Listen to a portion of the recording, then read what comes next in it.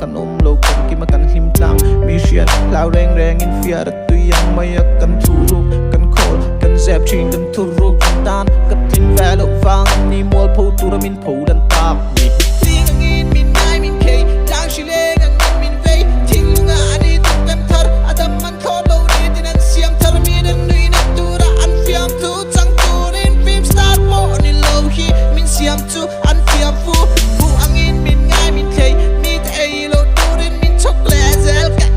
en ka ting le ve mi dan min dem na atang a ting le thei tu riang ka moi mi lei rem chan mun chom sia bai tak man soi fo we ai chom a om do lo lu ngai na a lo king bay don na in a team mo sit na in a zui har sat na kan deal big low lu ngai na a lo king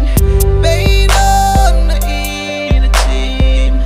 mo sit na in a zui har sat na kan deal big low boy na in ki boy swal na in foi swal bay say na nei velo lang in min sel bay for it tay na in na bel bay don na in na puntir sia le chosien na in ka pai tay lo at yo min kun tien nei nei lo mi ma sro kam min siam tu ka ko vel chian chate u why me mai ka pong lo lo ru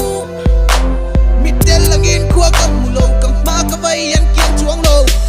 lu ngai na a lo king bay don na in a team mo sit na in a zui har sat na kan deal big low